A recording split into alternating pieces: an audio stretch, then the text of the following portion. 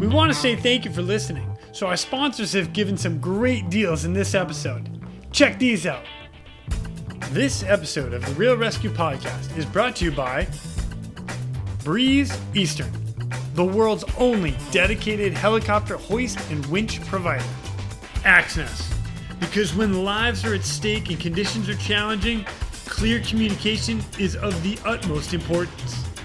And SR3 Rescue Concepts, because you don't know what you don't know.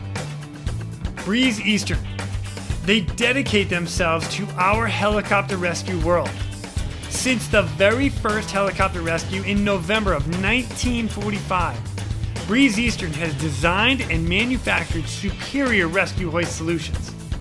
While much of the technology and the unique mission requirements have changed over the past 75 years, their commitment to the rescuers, the operators, and those being rescued has not.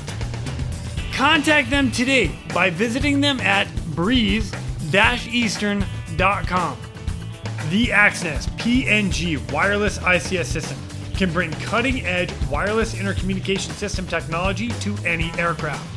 The PNG system can be fully integrated into an existing ICS system or can be carried on and off as a mobile base station. They can go anywhere at any time on any aircraft. Plus, with the strongest and most robust waterproofed handheld in the market, this system can take a hit and keep working. Their wireless intercom systems are designed to enhance situational awareness through improved communication capability. This system brings superior noise canceling technology to eliminate rotor wash and engine noise from your ICS. The Axness PNG wireless system is currently deployed in more than 1,800 public safety, air ambulance, and search and rescue aircrafts worldwide. I have personally used the Axness system in 4 different countries and on 5 different airframes. It is awesome. If you want more information, contact them today at axness.com. That's AXNES.com. You just make sure you tell them Quinny sent me. And SR3 Rescue Concepts is a training company that can help with your helicopter training, a standardization and safety check, or maybe just an audit or an FAA refresher. They are here to bring your agency up to date with the most current techniques, rules, regulations, and equipment. The training staff is awesome. With the certified flight instructor pilots, experienced crew members, which I am happy to say that I am one of them, they offer training in rescue, medical, tactical, firefighting, ground operations, and night vision goggle use. SR3 is also partnered with Petzl to assist with personal protective equipment and the highly specific Lazard. SR3 also goes beyond the helicopter world as they provide high-angle rescue training and tactical medicine training. Contact them today at sr3rescueconcepts.com or over on Instagram at SR3_rescue. Coming up next, we've got another brother joining us. He graduated just a couple classes behind mine in rescue swimmer school, and his career literally took him around the world. It is awesome. In addition to that, some of his rescues are mind-blowing. The awards that he received, including his crew, some of his cases were written into books, and he comes in here to give us that inside perspective of what he actually went through. It's awesome. In addition to that, some of the video footage from his biggest rescue is posted on YouTube, Facebook, Instagram. You guys can go check that out. Well, let me tell you, the award says one thing. The rat out said another thing. He was in it. Yeah, he has his own perspective. But you guys get to go in there and check it out and see what you guys think. So up next, please welcome our next guest, United States Coast Guard rescue swimmer number 523, Mr. Drew Dazzo. My name is Jason Quinn. I am United States Coast Guard rescue swimmer number 500. These are my rescues and rescues from those of us that put our lives on the line every day so others may live. This is the Real ResQ podcast.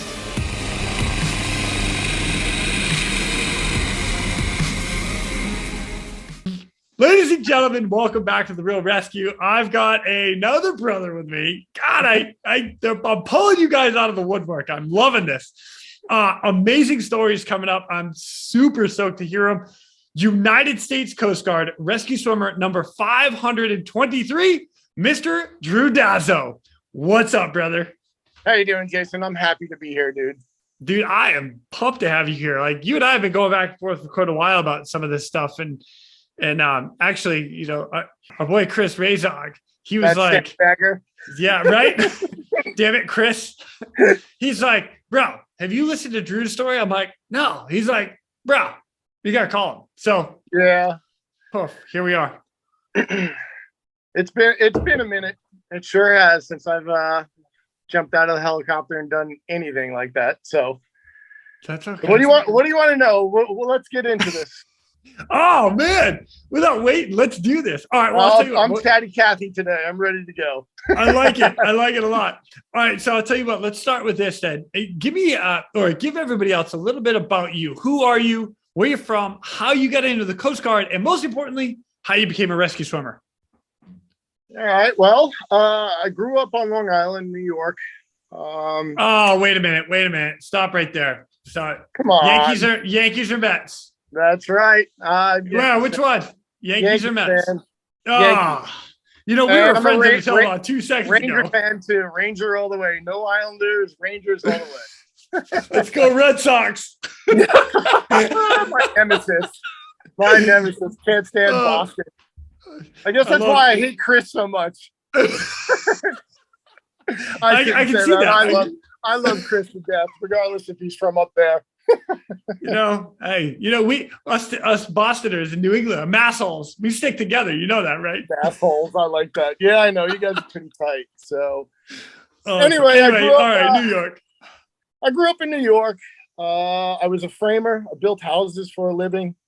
And then when I was like 26, 27 years old, I got tired of framing houses and swinging a hammer. And I was hanging out with the wrong crowd, and I was either going to end up dead or in jail. And, I had really good parents. I had a really good dad I still have a really good dad, but I have a really good dad who really was pushing me to do something with my life. And then one day I saw this guy jump out of a helicopter, and I was like, holy shit, that's what I want to do. I'm like, are you kidding me? They let somebody free fall out of a helicopter? I'm like, I'm down. Awesome. And then I got pushed towards, I wouldn't say pushed, but my path to the Coast Guard was all about my dad. Because he was like, you don't want to go in the Army and live in a foxhole. You don't want to go to the Navy and be deployed for 6 months at a time on a boat, Yeah. So, and I was all about staying home. And I was like, all right, Coast Guard, yeah. Jumping out of helicopters. And I enlisted, and away I went. At a boot camp, I spent 2.5 years on the Coast Guard cutter, the Woodrush. It was a buoy tender out of Sitka. And then from there, I entered the airman program, which I thought was the greatest thing ever. Right. And I walked off the boat and did a no-cost transfer over to the air station and spent like almost another year there until until swimmer school. So back in I don't know what it is like now, right? But when you and I went through, because we're not far apart. I mean, heck, we're only 23 guys apart. Right. The airman program is only supposed to be like 4 months, and then you're supposed to go right to school. How did that happen with you to be there for a year? Well, I guess my school date kept getting pushed back for some reason. Got it. And then at that time when we were going through school, like if your, how do I put this? Like if your school date didn't coincide with going to Petaluma right away, there was... gotcha. Okay. So anyway, there was a gap there, and I ended up doing like almost 6 months, maybe a little over 6 months, closer to a year at the air station. And then after swimmer school, usually supposed to go to EMT school right away. Well, I didn't. They sent me back to Sitka so I could move my family out to Elizabeth City. Oh, wow.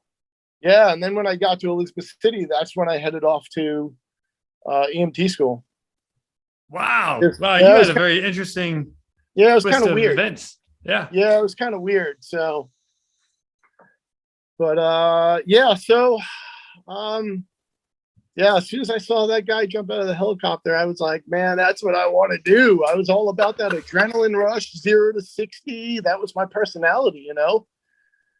So yeah. Dude, Yeah, that's awesome. What a way to get started. Yeah, I thought That's what it was me too. Only I was in boot camp at the time. See some guy jumping out of a helicopter. PT. I know I got started late though. I know when I went through swimmer school, I was 27 years old. I was the oldest one in my class. Wow. I think the youngest guy was like 21. I think 22. Probably. So. Jeez, oh man. So yeah. You know what? But you had life that you had already lived, so that's kind of cool.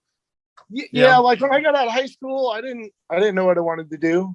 I tried the college thing and that didn't work out. And you know, I just tried job after job after job and just lived life until I was like, I got to do something. Like I said, I was going to end up dead or in jail with the people I was hanging out with. Yeah, good choice. Good choice. Welcome to our world. Booyah. Yeah, hoorah. So. Oh, that's funny. All right. Well, I'll tell you what, man. You get all this stuff done. You're in. What's your very first case? The very first case. Okay, so I was stationed in Barbers Point. That was my first duty station. Oh, that's rough. Barbers Point, Hawaii. Yeah. For those that don't know, yes, please. Yeah, right. So I was walking on the beach with my my first wife, and we were beachcombing. We were looking for beach glass, and my 5-year-old daughter Ashlyn was with us at the time.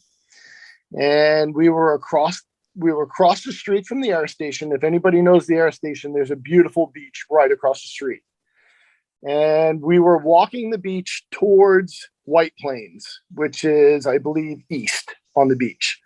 So we were walking down the beach, and it was a little rough that day. And, you know, there were people out on the beach enjoying themselves. And I was looking down, and I hear my daughter yell out, "Dad, Dad." And I'm like, oh, maybe she found some blue beach glass. Yeah. Well, lo and behold, I look up and I see her getting dragged out by a riptide. And I'm like, oh, man. So my wife is like, at the time, she's like, Drew, Ashlyn, she needs you. And we were both really, really calm. And as I'm watching my daughter get taken out, I was like, man, she's doing really good. She's floating on her back, doing everything I told her to do in case she gets caught by a rip, you know, because as a swimmer, you teach your kids the laws of the land when they're around the water. I'm sorry. That's who we are. That's what we do. We teach our kids good things and bad things about old Mother Sea. Totally. And to respect her. So as she's getting taken out, I'm like, all right, well, these people on the beach are starting to freak out. And my wife is like, don't worry.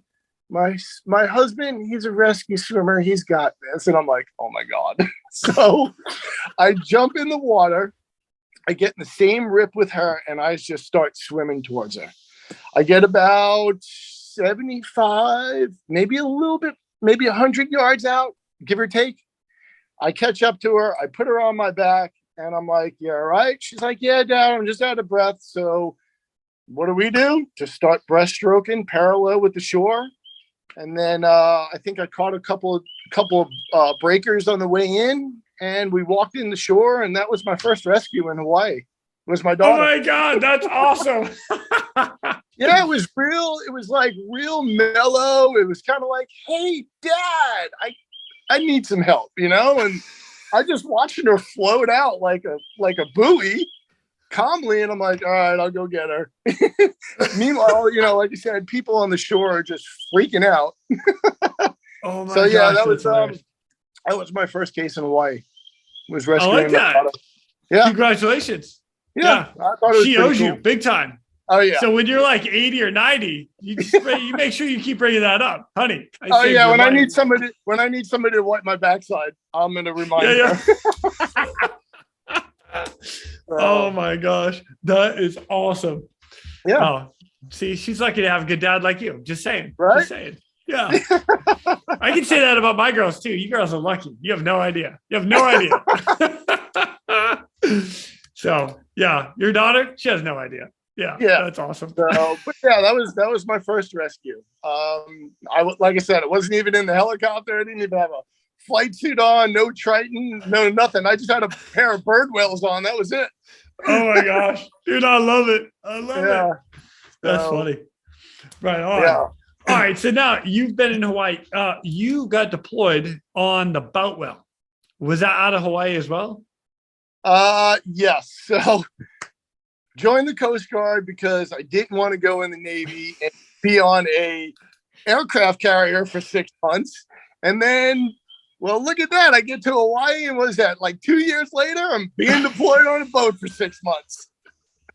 So yes, you did. Hold on, wait a minute. Don't go too far. Don't go too far, because what I'm going to do, I'm going to read this. You got an award at the end of it, which I'm really stoked about it. And and if you don't mind, just some of the highlights out of this, please feel free to let us know kind of what you got. All right. Okay, go ahead. All right. So here's the award. Citation to accompany the award of the Coast Guard Achievement Medal to Drew Dazzo Aviation Survival Technician, 3rd class, United States Coast Guard. Pastor Dazzo is cited for superior performance of duty while serving on board the Coast Guard cutter Boutwell from January 2003 to May 2003. Pastor Dazzo flawlessly executed his duties as rescue swimmer and basic airman during the extended deployment in the Persian Gulf in the support of Operation Enduring Freedom and Iraqi Freedom. Pastor Dazzo was instrumental in the preparation and deployment, including researching, procuring, and training the aircrew on the use of body armor and weapon-compatible safety vests. He was a vital aircrew member on 53 sorties. Over half of these missions were flown during wartime over the off coast of southern Iraq. Pastor Dazzo displayed exceptional medical expertise and professionalism during the medical evacuations, the first of which helped stabilize a civilian tech rep suffering from a contusion. Again, in the pre-dawn hours of 07 April 2003, he rose to the occasion and by skillfully treating a patient during a 100 nautical mile transit between the USS Milius and USS Abraham Lincoln. As the lone rescue swimmer aboard the Coast Guard cutter Boutwell, he tirelessly endured long hours of airborne SAR guard in support of the coalition airstrike during the initial stages of war. When not flying, he significantly increased the aircraft availability by voluntarily performing maintenance outside of his rate. This dedication enabled the helicopter to fly 181 sorties and over 225 flight hours in the span of 4 months, including 86 wartime sorties and over 100 wartime hours in a 45-day period. Pastor Dazzo's diligence, perseverance, and devotion to duty are most heartily committed in keeping with the highest traditions of the United States Coast Guard. Drew! Oh, man, that's sick, dude. So you're out there for a while. Yeah, we were out there for a while. I'll tell you, if that helicopter wasn't in the air, that captain on the boat was not happy. That dude, he had us flying 24/7. I mean, that was his job, to keep us in the air, and that's what he did. Nice. So that wasn't totally like volunteer then, was it? No. Voluntold, maybe. Well, yeah. Well, what do you mean? For me going on the deployment? No. To keep that aircraft up and running. Yeah. We were voluntold. We were going in the air. Yeah. Oh, that's funny. All right. So the evacuation, the guy that got, or the victim that got hit with a contusion, what was that? He was on an aircraft carrier, and when you go through, I think they're called scuttles. Yep. The watertight access doors. You kind of got to step over and duck at the same time because you're either going to trip on your foot or hit your head. Well, this guy just so you know, every Navy guy is laughing, both you and I right now. Oh, I'm sure they are. I'm sure they are. So anyway, so this dude must have ducked, but he didn't pick up his feet and tripped over the watertight door knife edge and ended up falling down the stairs. Oh. So when I got to him, you know how we check their eyes for pearl? That was my first time ever checking somebody's eyes for pearl. And I look at the one eye and it's reactive. And then all of a sudden I flash the other eye and I'm like, whoa, that's a big robot eye. That's like not even moving. I was like, okay, he's got a head injury, and you could also see the contusion on his head and whatnot. So myself and a bunch of other corpsmen wrapped him up, got him up out. He was in the stairway when I got there. So they were in the process of using the KED. Oh yeah.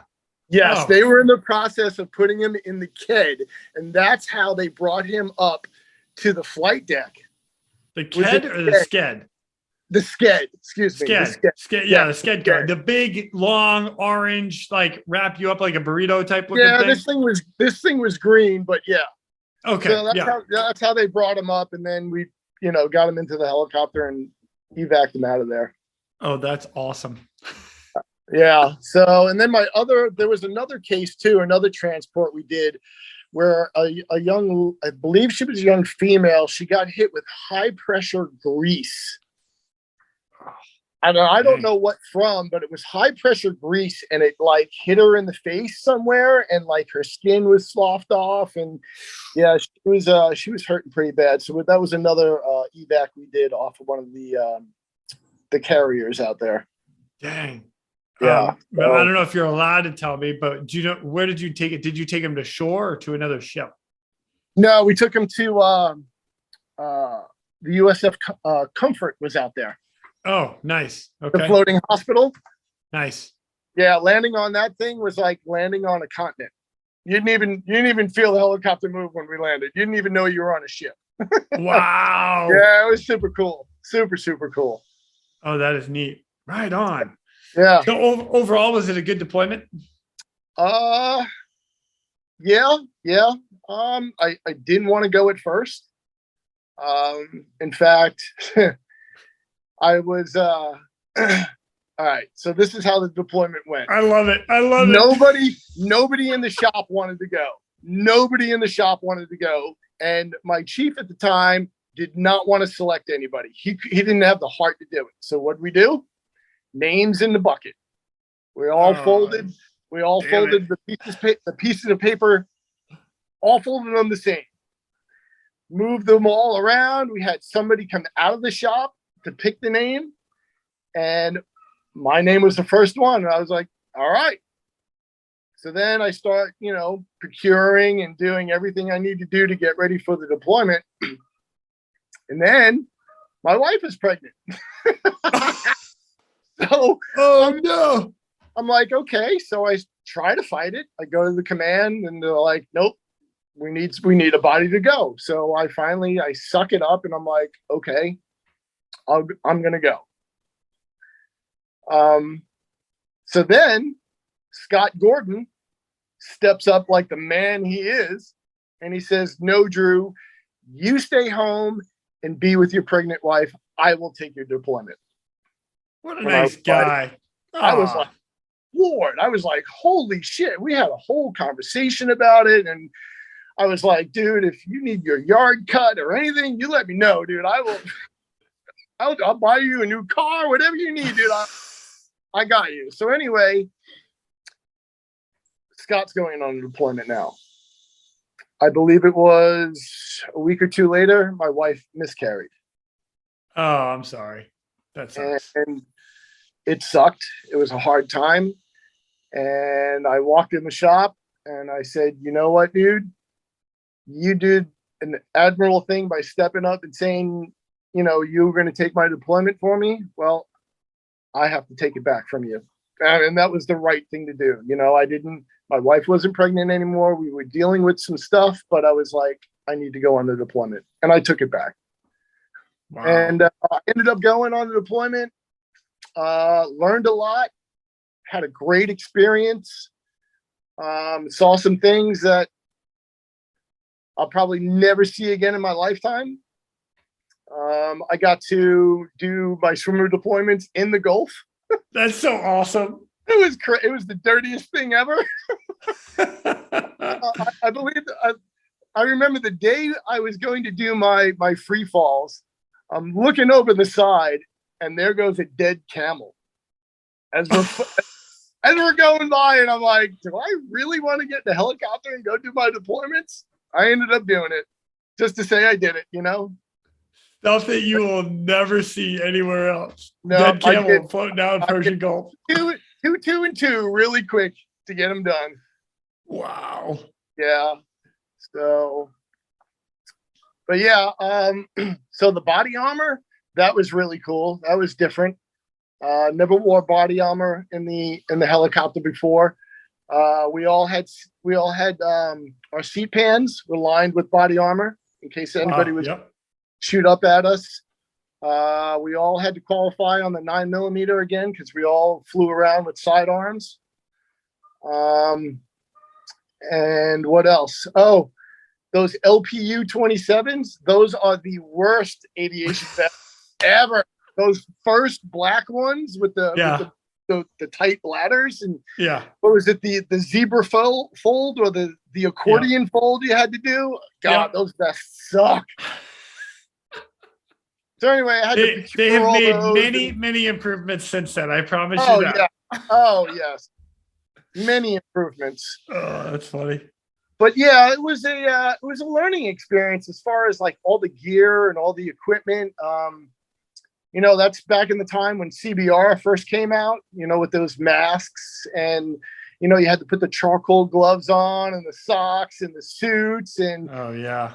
So, you know, when CBR first came out, man, they were like, swimmer shop, this is your thing. And Drew, since you're going to the Gulf and you guys are going to be wearing this, you know, we need you to teach the air crews how to doff and don this stuff, you know, how to put it on and take it off.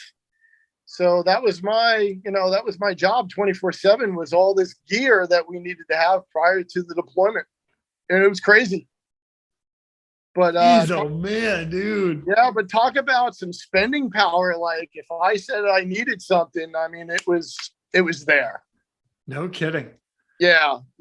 Like I've had somebody tell me their two biggest adversaries in the Coast Guard was Mother Ocean and the supply department. But at this point in time, the supply department, man, they were like, whatever the swimmer shop needs for this deployment, give it to them. So that was that's awesome. Yeah, that was pretty cool. So, but did you get a new watch? You going on deployment. You know what? Don't answer that. Don't answer that. No, I didn't get a new watch. No, I did get a tan flight suit though. That was pretty cool. Oh, hey, that's not normal. Right on. Not normal. I got a tan flight suit, which is pretty cool. So, but yeah, a lot of experiences out there. A lot of experiences. Thought I was going to die out there at one point in time. Really? Yeah, really. It was a life-threatening experience. So we were all inoculated for smallpox and anthrax while we were out there. And at that time in the war, they were really, really concerned with biological warfare. Yeah. So all around the boat, we had, biological or chemical testers that, you know, if anything was in the air, it would alert somebody and the alarm would go off in general quarters and so on. Well, up on the bridge, they were cleaning, and nobody knew that the Windex or the cleaning solvent that they were using was going to interact with the Seaburn alarms. Right? So they're cleaning, and then off our port quarter, there were 3 Iranian gunboats coming at us Well, the CBR alarm goes off, general quarters goes off, and we're all scrambling because you walk around the boat, you have your mask on your leg, your biological mask. And we've been trained, like, as soon as that alarm goes off, no matter where you are, within 30 seconds, you got to have that thing on your face and pressure tested and ready to go because there's an attack. So the alarm goes off because at the time, nobody knew the cleaning solvent set the alarm off. But the alarm goes off, and then they're saying, man, battle quarters, because there's 3 gunships coming at us. Holy cow, dude. Yeah, what? It was crazy. So then the captain, now we're all in our gas masks. They're on the deck manning the guns, and the captain gets on the speaker and says, "Do not fire until I give the signal to fire." And I was like, holy shit. And then I'm looking out the window, and these boats are circling the Boutwell. What? Yeah, it was crazy, dude. It was crazy. And it was like, now that it's all said and done, they were just flexing on us. That's all they were doing. But dude, it was a hairy situation.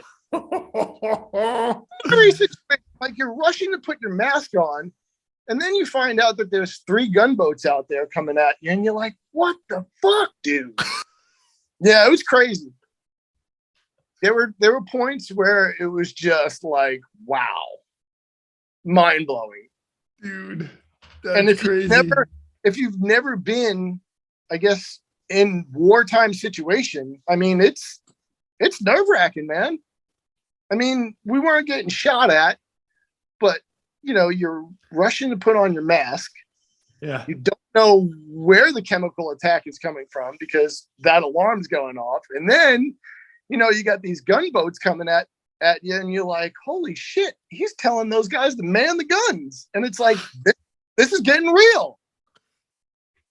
So, yeah. It was, pull out your trusty 9. I got you. I got my trusty 9. I'm ready to go. Yeah. What's my trusty 9 going to do to like a 25 millimeter that's on a boat? No? Nothing at all. So, yeah, that's a crazy story. Wow. Yeah. But dang, man. Dude, that's crazy. That's awesome. So another cool thing is one night we had the NVGs, we had our night vision goggles out, and I watched 10 Tomahawks take off from the USS Milius, like come up out of the ship straight up and then do that arc and head towards Baghdad. Wow. Super, super cool. Super cool. Is that one of those times you're sitting on the boat, you're like, wow, I'm glad I'm right here right now? Yeah, right? Yeah. It was pretty awesome, man. And then, the nights that I wasn't on the boat, we were out doing night missions. So the USS Tarawa was I believe was the head of our battle group. And that was a HSD, or I believe it's like landing, hovering, and docking.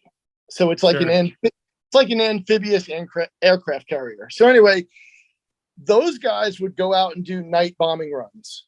Well, in order for their aircraft to leave the ship, go inland to do the bombing runs, and then come back, they needed a search and rescue asset in the air in case they were limping back from land and didn't make it to the boat and crashed in the water, and that's what they would use us for. So while the Tarawa was out there running their bombing missions or whatever they were doing at night, they would keep us in a starboard delta off the right-hand side of the ship, and that's we would just burn circles all night long. And we knew our job was done when you look at the horizon and you could see through the night vision goggles, the aircraft have those night vision lights on them.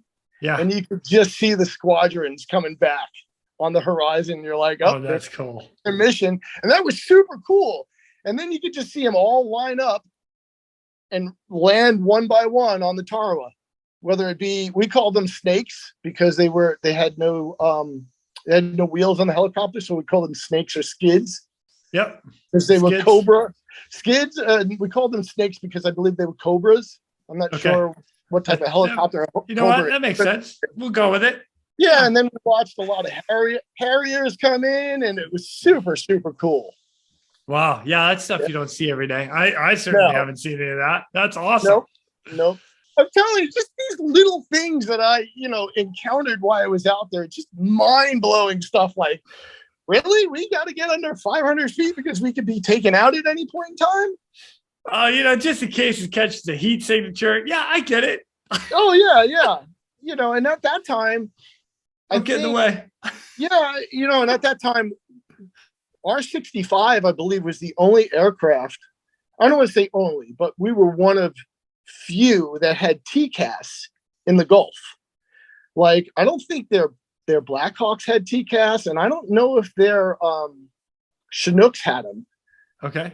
Because I can remember conversations in the aircraft like, hey, we got a target coming up on our, horizon at 12 o'clock or, and we could see them, but we weren't getting no indication that they could see us. So, gotcha. So little things like that was pretty cool. I got to go into Iraq. I got to go into Baghdad, or fly near Baghdad. I flew on the border of Iran, touched down in Kuwait City, Saudi Arabia, been all over. It was really cool.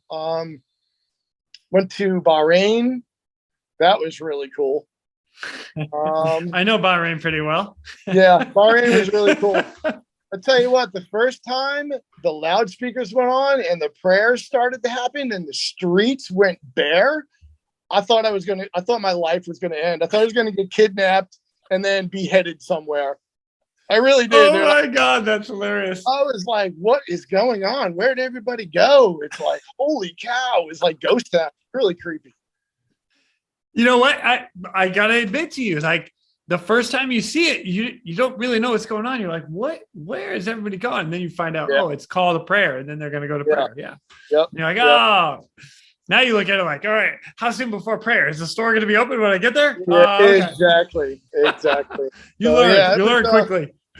That's real different world out there. Yeah. Dude, over there, awesome. I should say. Over there. Yeah. That's wild, man. I didn't even know. I didn't know the Coast Guard even went out there for any of that. Let me take that back. I did know they went over there because I know the buoy tenders were out there running, getting all the buoys and stuff and all the shipping channels ready to go. But I didn't realize is we had the Boutwell or other ships like that out there. That's pretty awesome.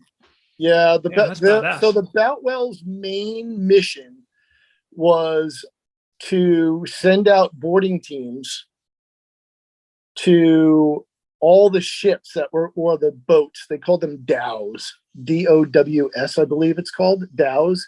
Anyway, their main mission was to board these DOWs, and they were looking for high-ranking officials, weapons, and oil leaving the country. Wow. Yeah. Right on. So, Dang, and then the Coast Guard was in charge. I guess the other agencies like the Navy and whatever other maritime assets were out there, I guess we do boardings like no other. So we were out there as the SME for other teams to be boarded, to be boarding teams, I guess. I don't know how to put that. Like, okay, so we were the subject matter expert on boarding vessels, and that's why our boarding teams are out there. Gotcha. Somebody's going to have to correct me if I'm wrong here, but I'm under the impression that if it was the Navy that boarded them, it's actually there's like an act of war because it's so that's why they need the Coast Guard. Yeah, because we're international law in the water and stuff like that. So that's why we were out there also. I don't know all the rules and regulations, so somebody can call me out on it. I'm totally cool with that. Me too. But you know what? I think that's part of why it goes that way. We're around it so much. It's like, oh yeah, we can just do it. Oh, okay. Coast Guard, go Coast Guard. Yeah. That's funny. Dude, So that's awesome. Man, what a killer story. What a great deployment. Like, you look back at it now, you got to be like, what?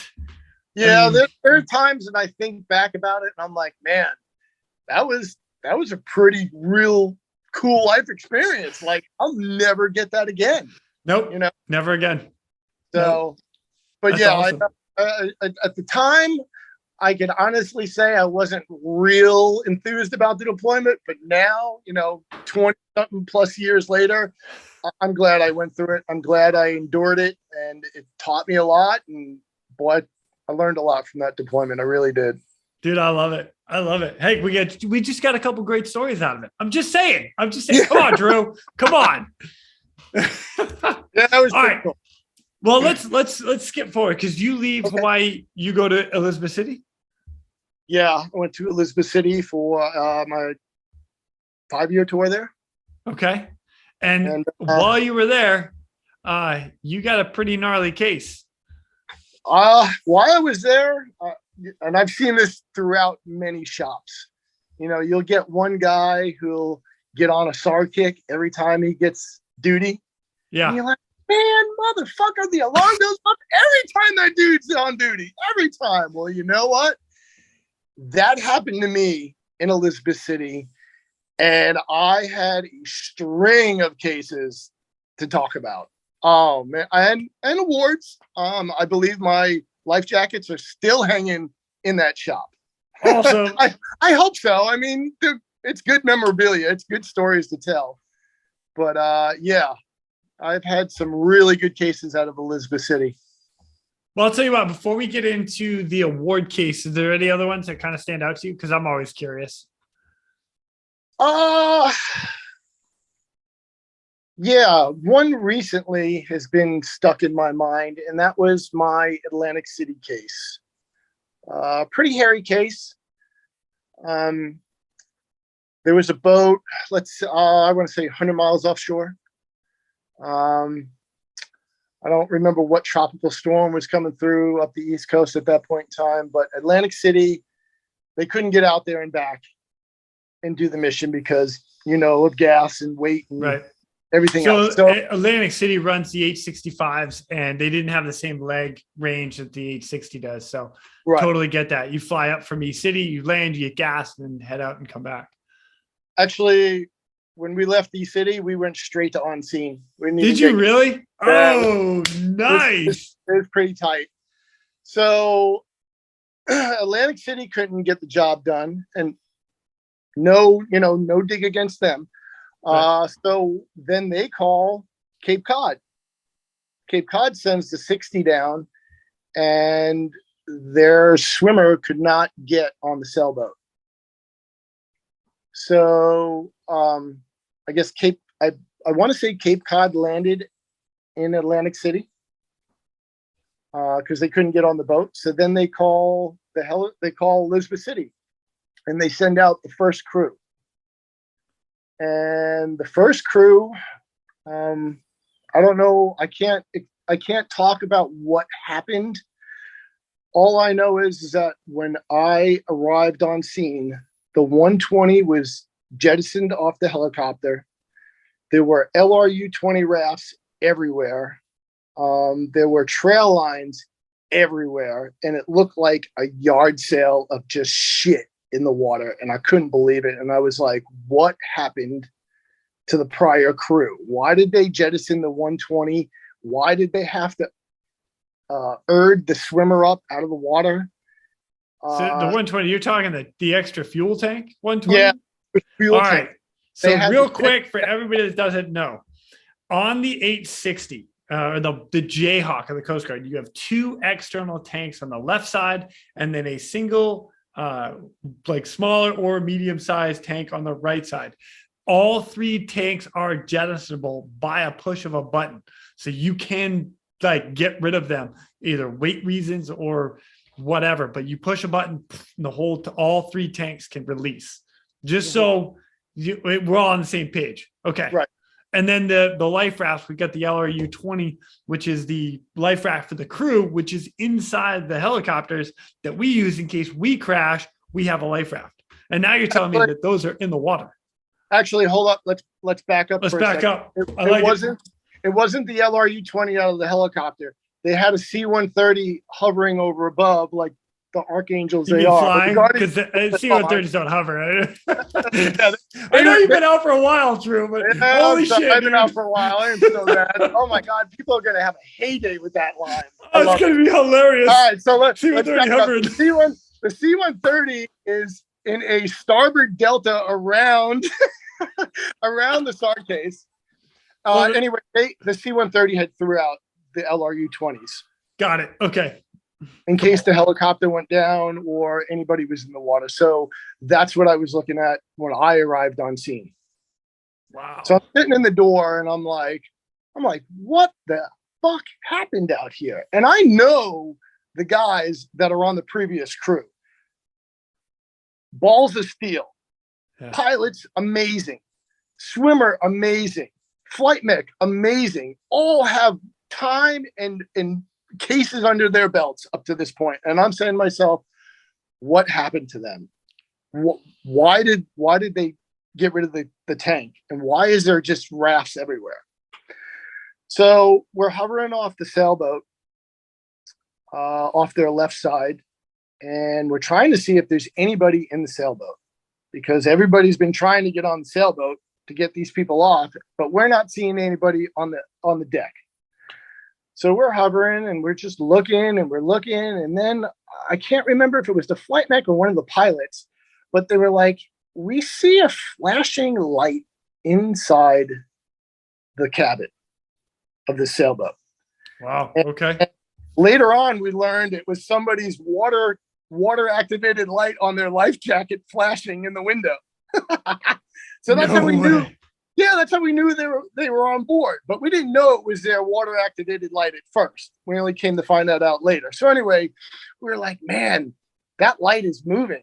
It's not stationary. It's moving back and forth. So we were like, all right, there's somebody on this boat. So we talked about a free fall away from everything because there was just so much debris in the water. And we decided not to free fall because of the water, the waves and the current. There was no way I was getting to the boat fast. How big are the waves? Shot in the dark? I would say 35 to 40. Jeez, oh man, Drew, It was pretty big out there in Atlantic City. Yeah, it was pretty big. So and you're like the third helicopter to get on scene, right? Yes. And this is all in my mind why I'm on scene. Like, dude, there's been multiple helicopters and crews out here. So anyway, we decided to do a sling deployment, a sling deployment to the boat. I get down close to the boat and that mast is broken in half and it's rocking back and forth and there's just cable and lines everywhere. And I look up and I'm like, this ain't going to happen.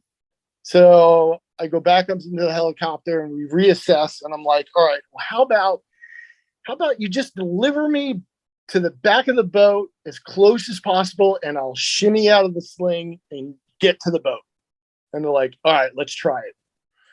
So they get me close to the boat. Oh my God, dude. I shimmy out. I saw my opening. I shimmy out at about, 10 feet. I drop in the water and I just start hauling ass to the back of the boat.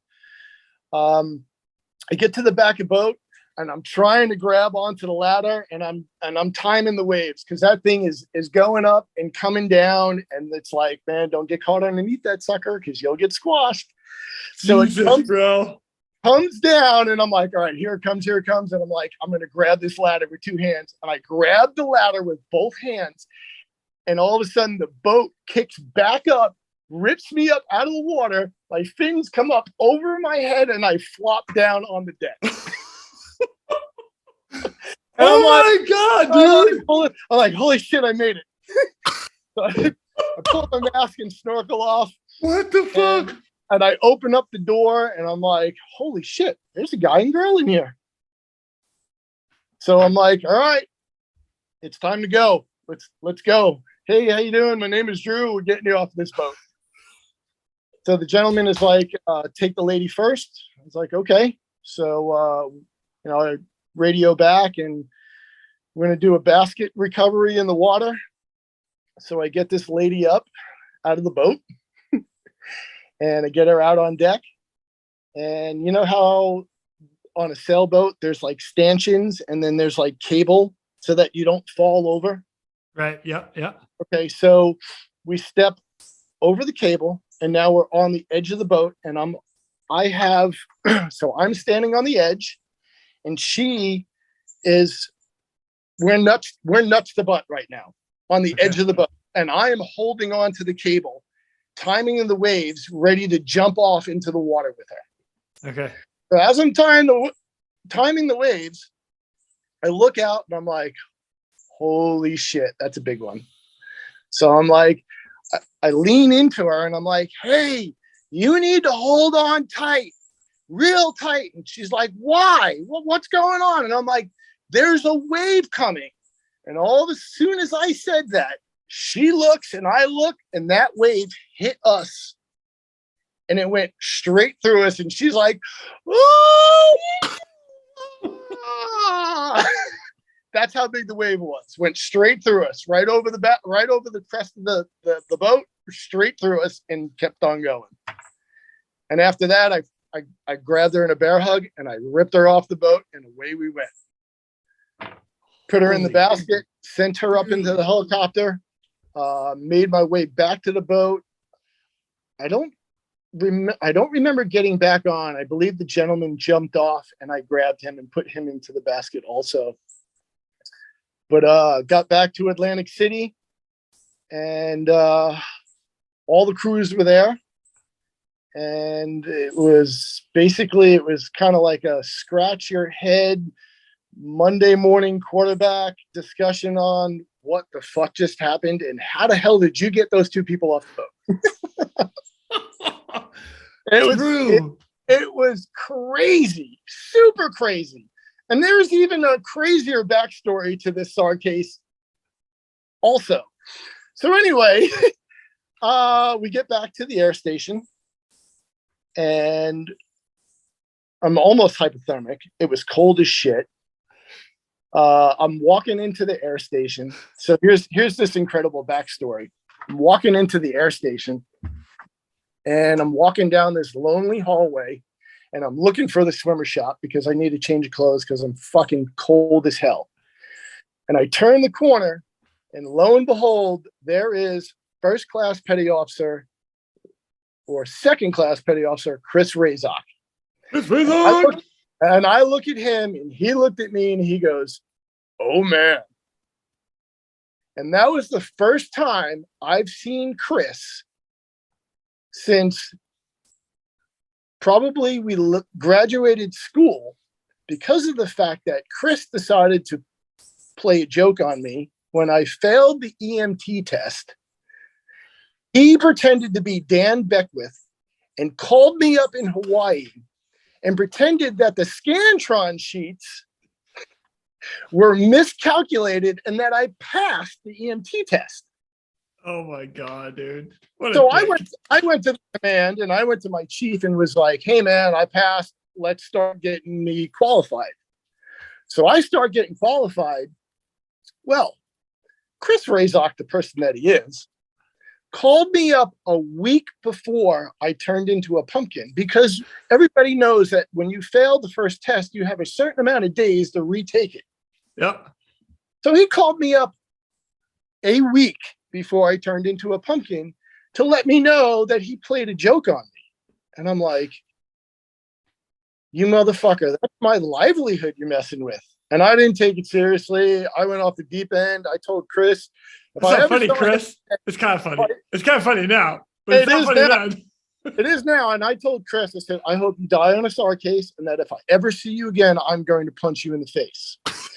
Well, lo and behold, here's this hairy SAR case in Atlantic City. And I turn the corner, cold as fucking shit, hypothermic.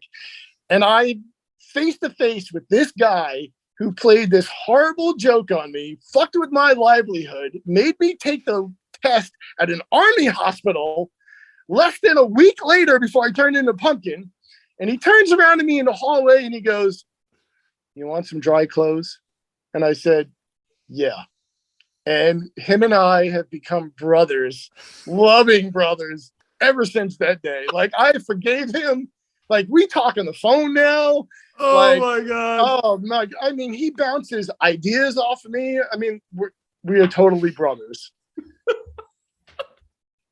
After I told him, sorry to laugh, dude. Drew, that's terrible. I told him I wanted him to die in a SAR case. I mean, that's pretty heavy, Jason. That's mean. Because there's three other people in the helicopter with him. I know. I mean, that's heavy shit. I was my God. Oh. So, yeah. Damn it, Chris. But yeah, Chris, yeah. So anyway, yes, that SAR case, memorable. Wow. And the reason why it's really, really fresh in my head still now is because so many years later, the lady that I pulled off the boat somehow, some way tracked down my ex-wife and got my phone number. And she wants to do a book and a movie. What? Yeah. I'm like, okay, I've heard all this before. I've heard about, the book, and I've heard about movies being made. And I'm like, okay, I'll just go on about life and do my thing and wait for it to happen. Well, one book has already been written about one of my SAR cases we haven't even talked about. And now I have to get into that one too. And now I hear that there's another book being written. So we'll see. Wow, man. Yeah, her name is, I don't want to say her full name, but lovely lady, and she lives 7 hours from me in Florida. What? Oh, yeah. That's awesome. Yeah, crazy. Dang, Small Drew. world. And when she called me up, it was like I've known her for years. It was crazy. And it's like, as a rescue swimmer, we don't meet the people that we rescue a lot. No. We talk about this all the time. We don't form relationships. Never. We don't get those conversations. It's like we pull them up out of the water. It's loud in the helicopter. You get to land and you transfer them off in the ambulance, and you never see them again. Yep, never. That's it. Hey, peace. Hope you had a good ride. Yeah. So wow. Yeah, so it's kind of incredible that she tracked me down and called me up, and God, we talked for hours. Bro, super cool. Super cool. That's awesome. Yeah. So I tried to get the write up for that case, but I guess it's it's still sensitive material. So I couldn't. So that's okay. That's all right. No big deal. Wow. Dang, man. Yeah. It's stuff like this. This is why I love doing this, is because you hear these stories. I didn't know that story. You don't hear them all. Stuff like that happens. And the one thing that I kind of, at the end, you wanted to talk about like lessons learned and things like that. Well, one thing that I really wanted to drive home is that back in the day, we didn't have social media. We didn't have iPhones. Video was not allowed on the helicopter. Nope. It wasn't, the FAA wasn't allowing you to do video. So why would the Coast Guard, So right. All we had was our talk story, and our life jackets that we hung up on the wall to prove that, so others may live. We didn't have Instagram, Facebook, the social media platforms that we have now. I mean, now it's just exploded. It's crazy. Yeah. It's unreal. And as a matter of fact, we had the hoist cameras on all of the well, I'm not going to say all the aircraft, on most of the aircrafts, but 90% of the time they didn't work. Right. You go to flip the switch, or the tape wasn't in there. Yes, because we had little tape. Or the audio didn't work, or it was choppy. It wasn't. And the hoist cam itself does not give you a full perspective of what's going on, because it's only looking directly below you. You don't. No, it don't. Nope. And now they get to jump out with GoPros and. I know, right? So, oh my goodness. But that was so I received an air medal for that case too. I didn't give you that right up, but I would have read that too. I know. I'm sorry. Whatever. Trying to be humble. But you know what? It's okay. And I appreciate that. But I love reading this stuff because it's amazing. And Yeah. you know what? We got the backstory without the award. I'm good with that. That's awesome. Damn, man. Yeah. That's wild. So should I move on to the next one, or is this? Is that it with that rescue? Yeah, I mean, there were some really good lessons learned on that case. So you know what? Let's Monday morning quarterback it then. What do you got? Okay. Always pre-flight your gear. Yeah. Because there was talk that the quick splice wasn't on the plane.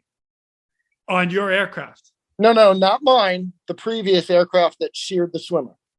Oh. Yes. So that's why they had to use the erg. But then when the plane landed, somebody from Atlantic City found the quick splice on the plane. Oh. So it's always good to pre-flight your gear. And it was so long. Yeah, it was so long ago. I can't remember the whole story about the quick splice, but that's what I remember. Okay. We'll leave it at that because that was not your aircraft, right? Right. Was not my aircraft. I was not the swimmer on that plane. I was not the flight medic or the AC. We won't even get into it. We'll wait. So one of the crews, whoever was on that aircraft, just come on. Let's get the story. They can come up and tell us about the quick splice, but that's what I remember about that bird. Wow. So, pre-flight, it might seem redundant and it might seem monotonous, but you know what? It needs to be done no matter what. Because it might save your life or somebody else's someday. So pre-flight. Nice. Yeah, I like it.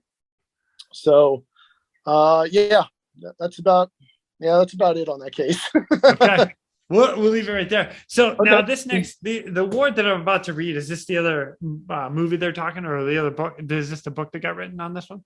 Yeah. So this is the book that was written by Michael Togus, and the book is called A Storm Too Soon. And it's about the next case we're going to talk about. A Storm Too Soon? Yes. Okay. Well, I'll tell you what, Drew, I'm really excited about reading this one and getting into this because you, not only what did your crew earn on this one? Do you know? I think we all earned air medals. Okay. I was put in for the DFC, Distinguished Flying Cross, but that got downgraded, and we could talk about that a little bit later too. Sure. Well, I'll tell you what. Let's kind of get into this and I get to read not only one, but 2/3 documents out of this, and which is exciting for me because you know what? Let me read it and then I'll explain. That's going to be good. Okay. Ready? Okay. Yeah. Citation to accompany the award of the Air Medal to Drew Dazzo, Aviation Survival Technician, 2nd Class, United States Coast Guard. Persian Gulf was cited for meritorious achievement while participating in aerial flight aboard Coast Guard helicopter H-60-6014 on the morning of 7 May 2007, when it was dispatched to recover 3 mariners from a stricken sailing vessel, Sean Seymour II.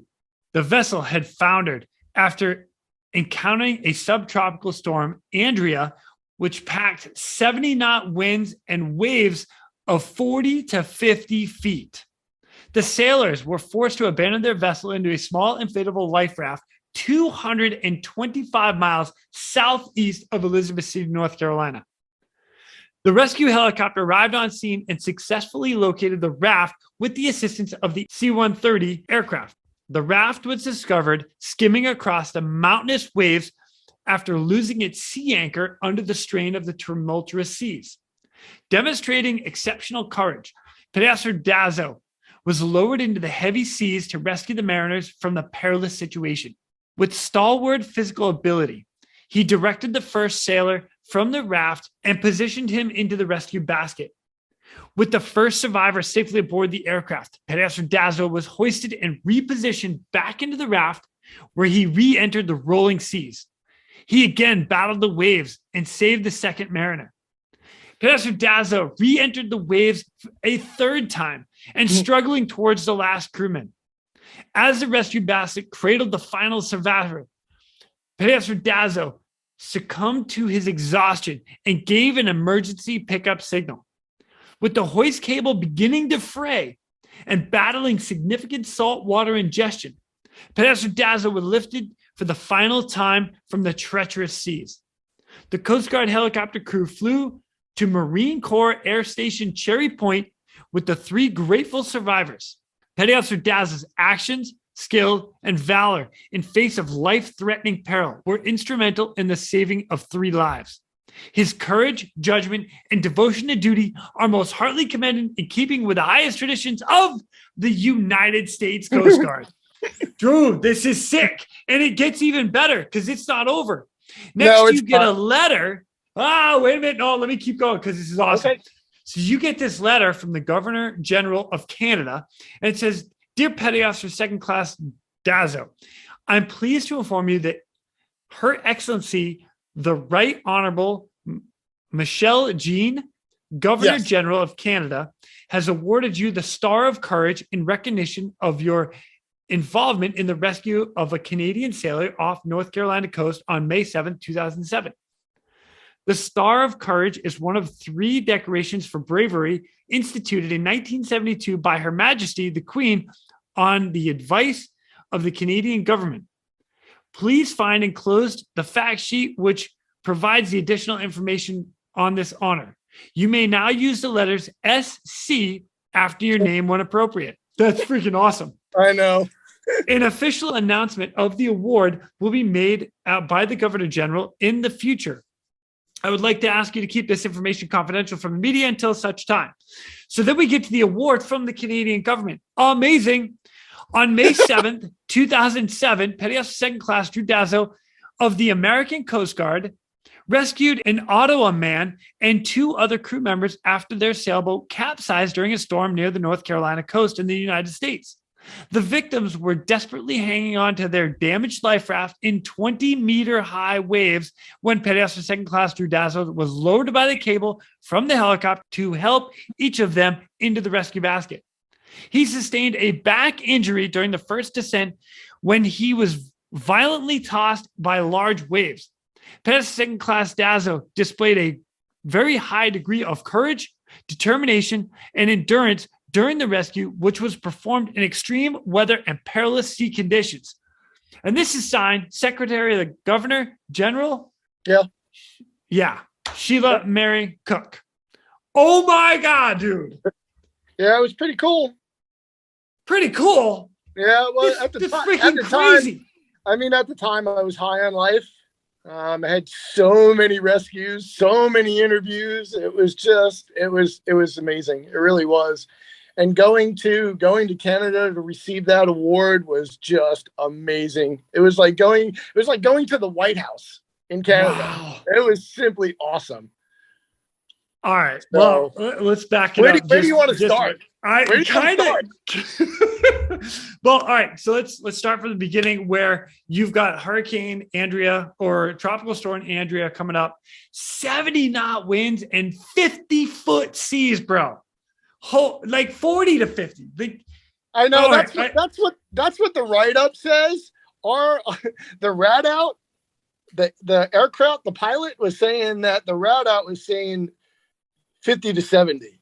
Holy shit. So I don't know. Right. There's a video on YouTube. You can look at the waves and tell me how big they are.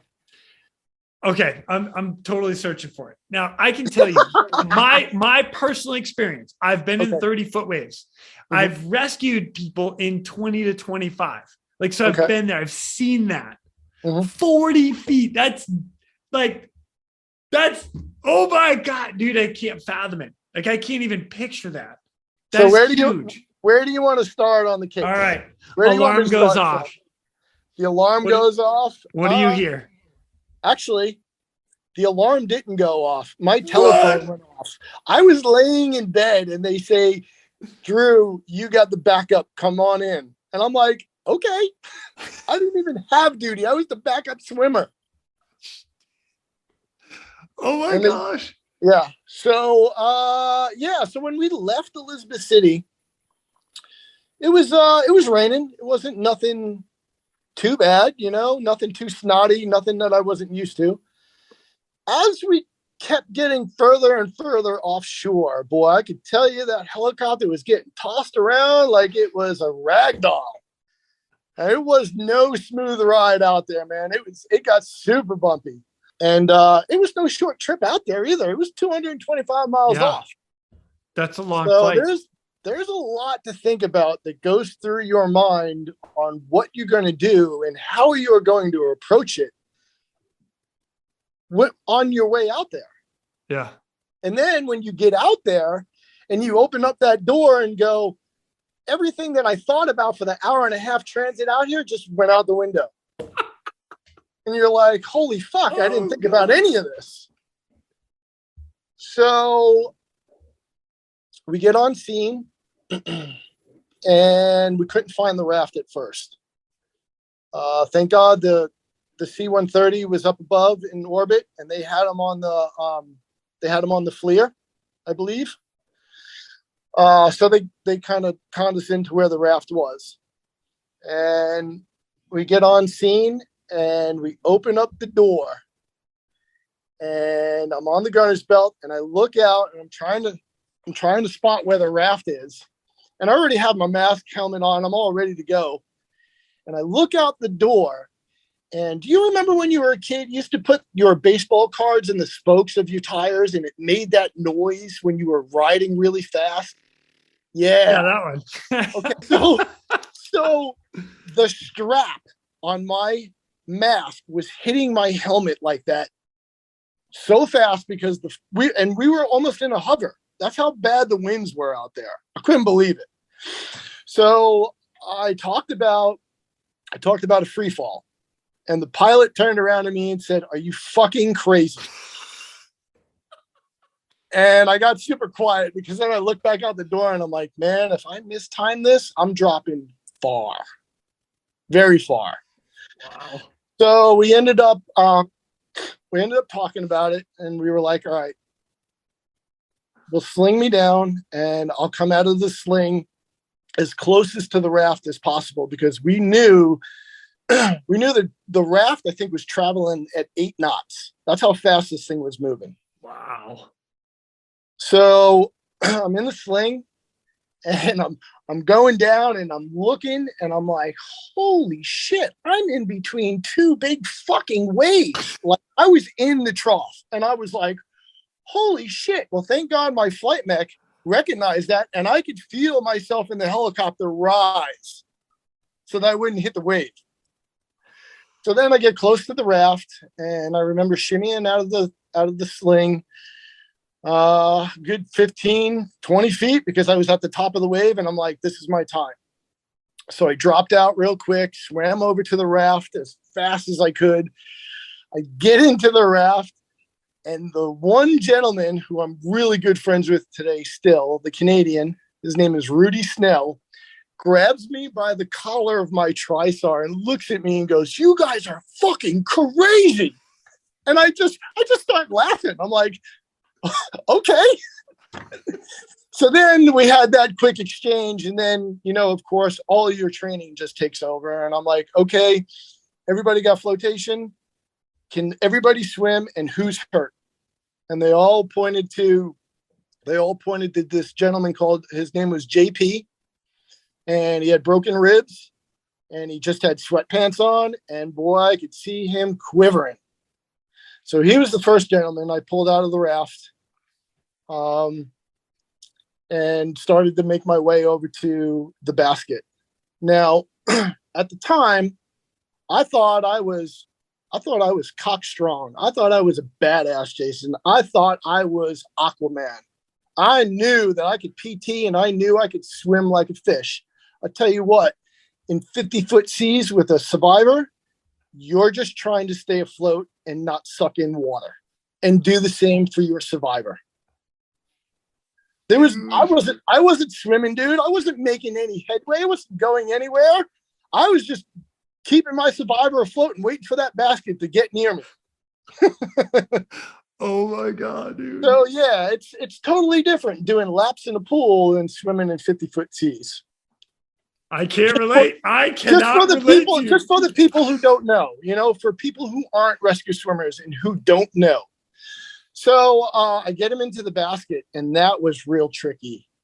Because in 50-foot seas, when the wave drops out, that basket and that cable get very taut. You know what I'm saying? It gets plucked up out of the water real quick.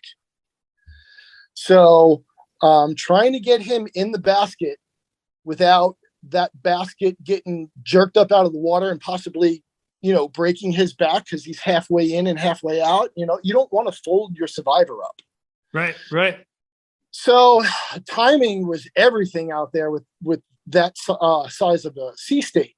So finally I get him in the basket and I give the thumbs up, man. And that wave's just dropped out from underneath us. And it looks like the basket is getting shot from a gun. That's how fast it gets up out of the water. It's crazy. So after he went up, the first survivor got in the helicopter. Once again, communication with your crew is key. They knew that I wasn't swimming back over to the raft. So it was like they had to pick me up every time and reposition me close to the raft. Yeah. So I can relate to you. I'm all about that too. I'm all about let the helicopter help you get there. Don't burn all your energy trying to get to them. I'm all about that. Exactly. And the pilots were really smart too, because they were like, hey, we're not bringing them up into the cabin to do another fucking checklist. We're going to short haul his ass over there, I was like, money, this is great. Yeah. So I get over to the raft and I pull out Rudy, who is the guy that said, you guys are fucking crap. So I pull him out. Dude, I love that. I get him into the basket. Same sketchy scenario. Basket, getting shot up out of the water because the waves are dropping out from underneath us. Get him in there. And then finally, I go and get the third survivor, which was the biggest dude. His name was Ben Ty, and he's probably pushing a good 250 plus because of all his, clothes he had on and everything. And he was a bigger dude. So pulling him through the water was super, super hard. And I could remember he did not go in the basket easily. He didn't want to sit in the traditional way, kind of in the fetal position, sitting on your hands, feet, head down between your knees. He didn't want to do that. He wanted to sit kind of lengthways with his legs hanging out of the bales and stuff like that. So I had to physically fight him to put him in the basket, physically stuff his legs in, physically pry his hands off of me in the basket and stuff him in there and pretty much tell him, stay where you're at. Wow. Well, within doing that, I got hit with so many waves, took in so much salt water. By the time I gave the thumbs up, as he was going up into the helicopter, I started throwing up. Oh, geez, in the water. Dude. Yeah, I started throwing up. And note to any rescue swimmer out there, don't ever eat a 3 Musketeers bar for energy before you go on a snar case. Don't ever do it. Don't ever eat a 3 Musketeers bar. Don't you know it's supposed to be a Snickers? I mean, come on, man. Anyway, I ended up throwing that up while I was out there. And then while I was throwing up, I got hit with more waves. I didn't think it was possible to dry heave or throw up underwater, but it is. I dry heaved underwater and aspirated water and took in so much water. It was incredible. And at that point, I was done. I was in the water for 31 minutes. I was hypothermic, and I gave the emergency pickup signal. The hook came down. I mean, my flight mech put it right in front of my face. My boy Scott Higgins was spot on that day. And as he was picking me up, my leg straps on my trisar, you know how you could put your leg straps low, behind your knees to take your weight? Yeah. Well, my leg straps were high up, like underneath my ass cheeks. So when the wave dropped out, I folded in half backwards because I wasn't sitting in my harness right. I wasn't ready to take the load. Yeah. And I got bent in half almost and slingshotted out of the water. Oh. And immediately as I was going up, I felt like this, it was like this shooting warm pain go down my back and into my leg. And I was like, holy shit, that fucking hurts. And I get up into the helicopter and these three guys are looking at me like I'm fucking crazy. Their eyes are big as frying pans. And I take my fins off and I'm like, all right, I got to take care of my patients now. Right. So I open up the EMT bag. As I'm getting out the non-rebreather and setting up my oxygen, I start throwing up and I'm like, shit. So I'm like, it's in my mouth and I'm looking around like, where the fuck am I going to throw up? So I take off my fin real quick and I start throwing up in my fin. Right. Well, my fin starts to throw up with water and everything now it's overflowing. And I'm like, where the fuck do I put this? It's biohazard. So I'm like, oh, the little trap door in the floor of the 60. Okay. Before you go too far. So in the H60 on the floor, there's literally a 6-inch by like 4-inch square, like, or rectangle plate that you push the button and it folds up. So you can like, it's where you look at like a cargo hook and stuff attached to the bottom of the aircraft. Exactly. Right. Keep going. I open up that little door and I'm like, I know it's coming. There's my light. So I'm dumping my fin of throw up through the door. As I did that, I was like, fuck, I'm gonna start throwing up again. So then I just put my face over the little door and I'm throwing up out of the bottom of the helicopter. So as I'm done throwing up, I look up at my survivors and they're just like mortified. They're like, oh my God, are you okay? And I'm like, yeah, I'm fine. Put on this non-rebreather and here's the space blanket. We need to heat you up. Oh God, Drew, this is awesome.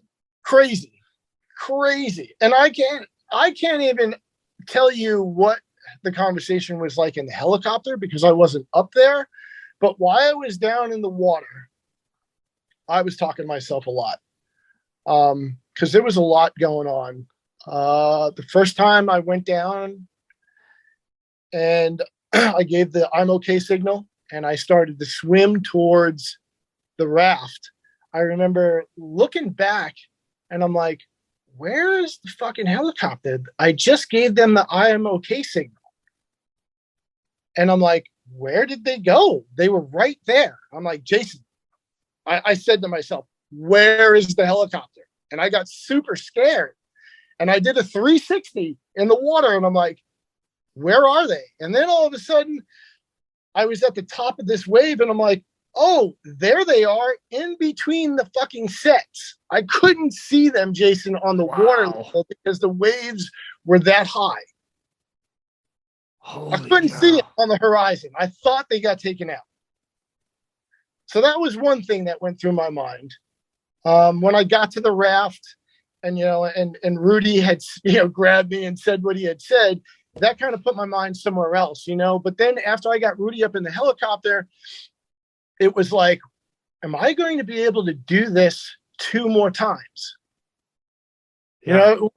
It wasn't doubt that was going through my head. Like, I know I'm going to do this. I'm going to get myself through this. I'm going to push myself through this and I'm going to get these guys out. It wasn't doubt. It was fear. It was like, am I going to be able to keep doing this? Like my mind is going to get me there, but is my body going to get me there? Holy cow, Drew. So I started to think about that. And then by the time I got the third guy out, I was so exhausted. It was like, am I going to get up out of the helicopter and am I going to see my wife and kid again? And I kept my son wasn't born at the time. I was like, my son was born at the time. Am I going to see my son and my daughter So, things like that flash before your eyes when you're out there, and it's kind of, it kind of messes you up a little bit when you're on scene. Yeah. And those are just things that you really don't, I don't want to say I didn't think about them. I did, but after the cases when you dwell on them. And I guess that was the crazy part for me. Is just like,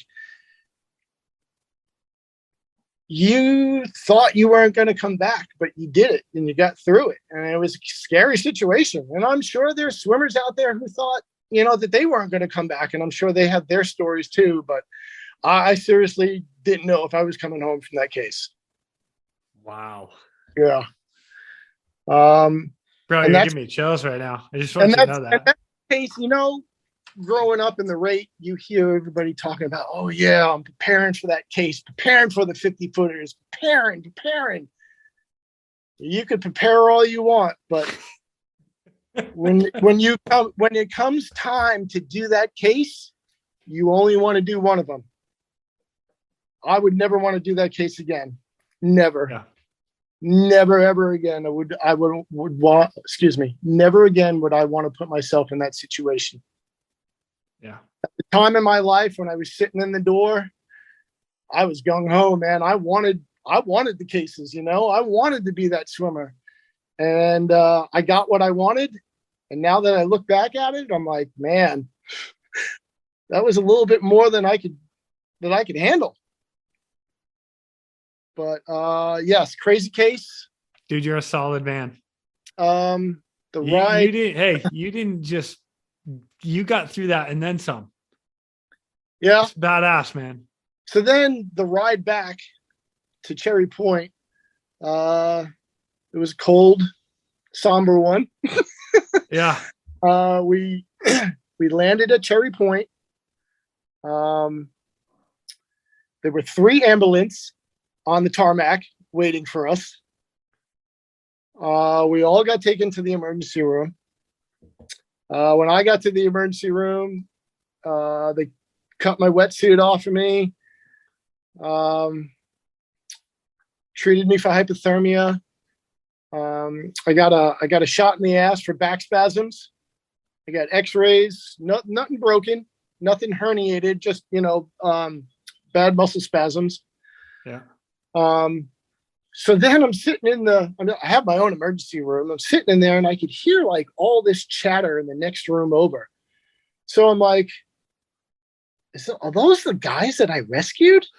So I get up off my gurney. I take my IV. I open up the door. I walk into the next room and there they are with their warm packs and they're like in their underwear and everything. And they're all talking. And I'm like, hey guys, how's it going? They're like, oh, our rescuer, oh my God. I walk in, we're all hugging each other. And then I was like, man, that was some shit, huh? And we start talking about the rescue. And then they tell me like everything that they encountered prior to me getting on scene.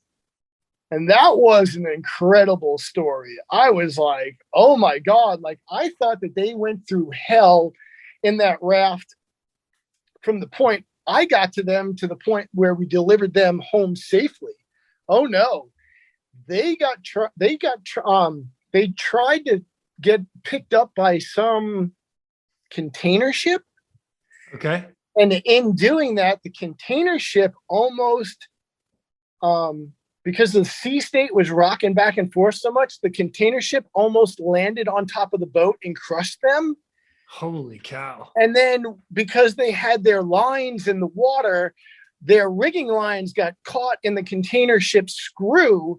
And in doing that, they had tied themselves to the boat. Well, when the screw started taking up all their line, it was dragging JP off the boat into the water. Oh, so Rudy had to chase after him with an axe and cut him loose so that he wouldn't get dragged overboard. What? Yeah, so I think that's how JP got broken ribs. But yeah, their story prior to them getting picked up from the Coast Guard was incredible also. I mean, these guys went through hell. Yep. Bro, what the? Yep. So I didn't know it was a tropical storm. Later on, it got named Tropical Storm Andrea. 70 knot winds. We'll say 40 to 50. I know what it really was in the helicopter.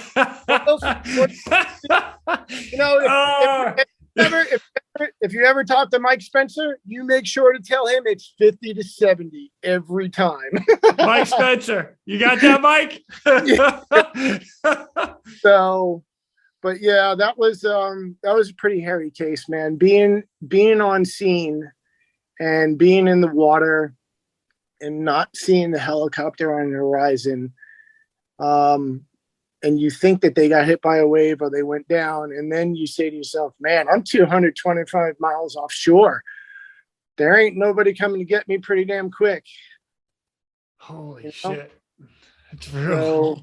So it makes you think about getting left on scene. It makes you think about leaving this world. And it makes you think that you could be the most cock-strong, fastest swimmer in the world, but when you're 225 miles offshore and 50-foot seas, you need everything in your repertoire to get you back on land. Meaning your flight mech, your aircraft commander, your co-pilot, the guys in the C-130 that are orbiting you, keeping eyes on you, making sure everybody's safe. It is a team effort. And you know what? Back then, as far as social media goes, it wasn't a team effort. Everybody wanted to talk to the swimmer. The swimmer was like, the Hollywood guy. But now, because of social media, I think it's better because they promote it's a team effort. Swimmer doesn't get himself out there alone. Nope. He's got 3 other people that get him out there. And he's got a machine that I don't know how many people take care of back home. Right. So it's a ginormous team effort. And like I said, back then, it really wasn't promoted as a team effort because everybody wanted to talk to the swimmer when they got back. And it's not like that anymore because GoPro, social media platforms, iPhones, cameras, you name it. So, and I'm happy for that. I really, really am. No, I am too. I see that a lot as well. It's not just one guy. It doesn't matter. Right. The swimmer's not getting, he can jump out of the helicopter, but you're not getting back up without the flight mechanic. And you know what? Exactly. Nobody's doing anything without a good pilot up front. So exactly. You need a good stick up front. You really, really do. Communication. So like you made a comment and I want to touch on this a little bit more, and that is preparing. I personally, I still work out every day and I work out hard. And Bob Watson said it to me while I was in Kodiak. It's preparing for the bearing. And I'm totally with you. How do you prepare for something like 50-foot seas? For me, it was 30-foot and 25-foot. How do you prepare for something like that? It's at the same time, I push myself every day for the day that I have to do that. And you did that. You got in those waves and you hammered down. Yeah. I look at guys that I work out with now that can't hang. And you're like, could you do that? Could that guy go into that 50-foot seas? Yeah. It's stuff I think about with that too.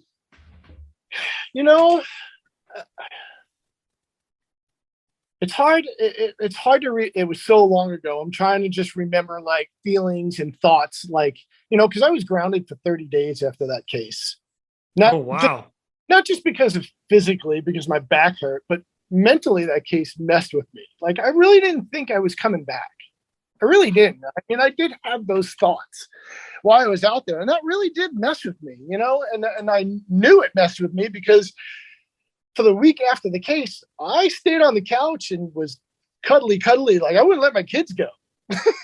Wow. Yeah. So I want to talk about preparedness. Back in the day, I was prepared physically, Jason. I was a gladiator on the PT grinder and in the pool. I mean, I was a gladiator, dude. I could move and I could swim and I could PT. For a 175-pound dude, I was cock strong and I was alpha. But I wasn't I wasn't alpha mentally.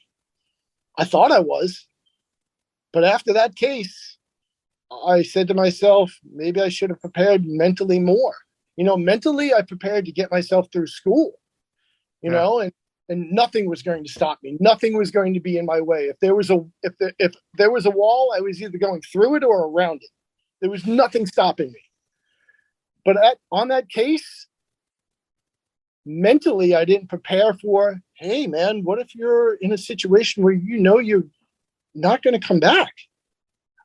I don't think I was prepared for that. And it messed me up a little bit. So how do you prepare for 50 footers? Keep busting your ass in the gym.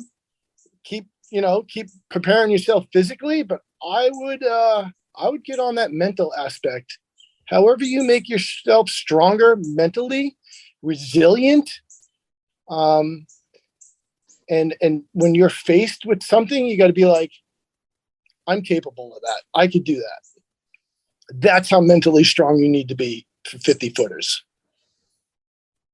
When I went out the door and I look back, I wasn't prepared not to see the helicopter. Now I did the job. I did the rescue. Physically, I pushed myself through it, but mentally, I should have been stronger. I don't know how else to put it. Now that 20 something years later, it's the mental aspect you need to be strong for, because that's what's going to get you, your mind, and your body through whatever situation you might not think you're coming back from. Wow. That's something I personally don't know how to do. I don't know how to prepare your mind to get through something like that. And yeah, it's tough. It really is. It really is. And there's been several cases when I've been in the Coast Guard I didn't think I was coming back from. Yeah. Not only that case, I mean, I've had training missions where I didn't think I was coming back. Oh yeah. That's something we don't talk about here much at all, is some of the training flights and stuff that we've been on that you're like, what the hell just happened? Yeah. It's like, hey, did we really need to risk everything for that sling deployment? Yeah. Or do we really need to risk everything to drop this radio to the boat? Yeah. That'll be another topic at another time. Come on, Drew. Yeah, another time. So, wow. But yeah, that case was the case of my career. It's still coming back to me. I mean, just when I think I've forgotten about it, somebody calls me up and said, hey, I read your book today, or I saw your video on YouTube, or Quinny called you up. Drew, yeah, can you tell me the story? Or somebody said, hey, Drew, I just saw the life jacket from your case on the wall in East City. Yeah. Or every May 7th, I talk to my buddy Rudy that I rescued. I've kept a relationship with this guy for years. I've even went to his house, met his entire family. I mean, we're buds. We drink Grand Marnier together. Oh, that's awesome. I love that. I mean, he's came to my house in Alabama and slept in my house. That's how good friends we are. That's awesome. Yeah. I love that. So, really good guy. Really good guy. Drew, you and your crew did an amazing job that day. And we did. Lives got saved. We did. And it's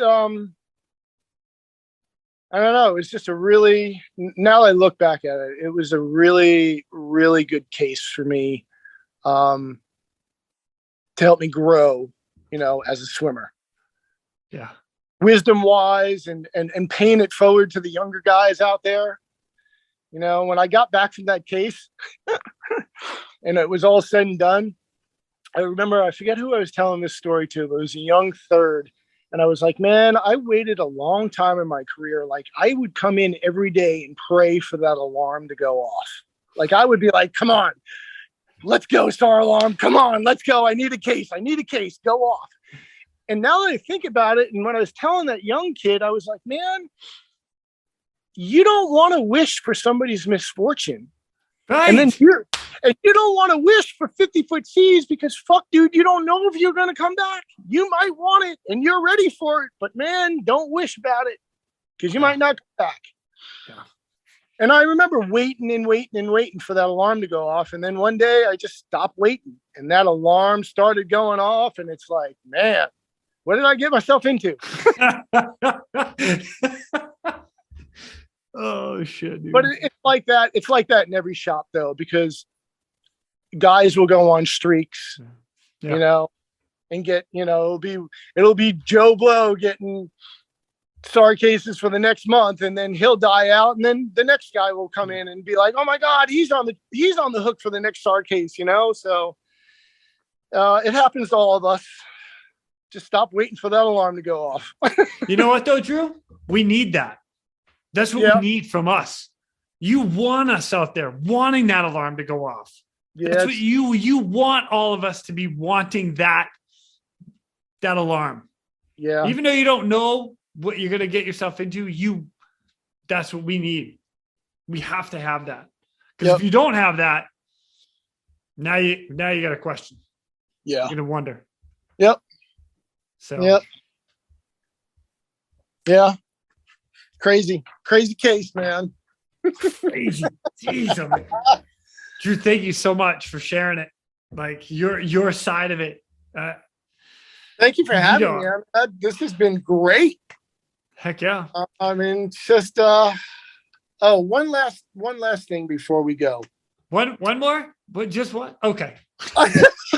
It doesn't have to be a story or anything, or lessons. No. This is more of like lessons learned. So I retired in 2018. And as a rescue swimmer, we all have that type A personality.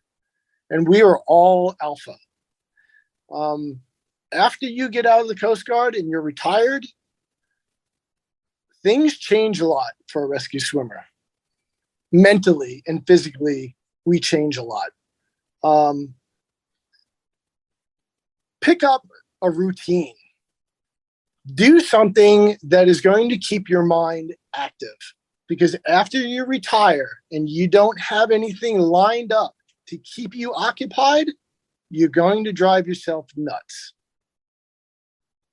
Take it from me, experience. I got out in 2018 and I thought I was going to do a whole lot. And I met a lot of yellow tape and I found out that it really wasn't what I wanted to do. And I floundered for a while to find myself after retirement. And it sucks. It sucks floundering like a fish out of water as a rescue swimmer after you retire, because you don't have that regimen anymore. You don't have that routine. You don't have pool days. You don't have workout days. You don't have training days. Thank God I don't have GMT days anymore. But still, after all that's gone, and you don't have your brethren to keep your mind going, it affects you a lot. So, to my swimmers out there, 20 years and over, who are still active duty, and that you're thinking about getting out soon, please have something lined up, not only physically for you to do, but mentally to keep your mind active through retirement, so that you don't drive yourself crazy and you don't drive your family members crazy and push them away from you, because that's what happens. So as far as lessons learned, that's the biggest one I got since I've been retired, is have a plan when you get out and keep your mind active and don't stop working out, because when you stop working out and you stop moving, that's when your body hurts the most. And I get it. Amen. Take it from experience. Yeah. And if anybody wants to dive digger into my brain, feel free to call me. My number is out there. People know how to get in touch with me. And if you don't want to talk to me, there are other swimmers out there who are into talking to people about depression, anxiety. The help is out there. Don't think that you're alone, because you're not. There is a support group out there for swimmers. Talk to somebody. That's all you need to do. And I'll second that. You can call me, you can email me, you can message me too, anytime. Right on. Well, dude, it's been an honor. I should have been on here sooner. No. If you could ever have a repeat guest, please call me back. I'll talk about other cases anytime. Talk about other cases. Talk about other things that's going on in the swimmer world now. Please, I would love to come back. I would love to. Drew, this has been amazing. Thank you so much for sharing these stories. And wow, brother. Wow. Wow. Dude, you're a badass, man. Thank you. Totally. I don't feel like one anymore, but I guess I was at one point in time. I still think you are, man. I love you. Thanks. Appreciate it, man. Appreciate it a lot. Yeah. Dude, we'll be in touch again, I promise. All right, Jason. All right. I'll catch up with you later, my brother. Cool. With that, ladies and gentlemen, we are out of here. Go. Thank you for tuning in. We hope you enjoyed this episode of the Real ResQ podcast. Please take a minute to like, subscribe, and hit that share button. I'm pulling chocks and taking off. But before I go, if anyone out there has a rescue story they would be willing to share, I would be humbled and honored to have you on as a guest. Or if you have any questions about rescue or anything else we talk about here, send an email to jason@therealresq.com. That's Jason at TheRealResQ.com. You can also check us out on our web pages, therealresq.com, our Facebook page, and our Instagram page @TheRealResQ. Again, a special thank you to all of you staying on the watch today. Always remember, when that SAR alarm goes off, those in distress are praying for a miracle. They are going to get you. Until next time, fly safe and swim hard.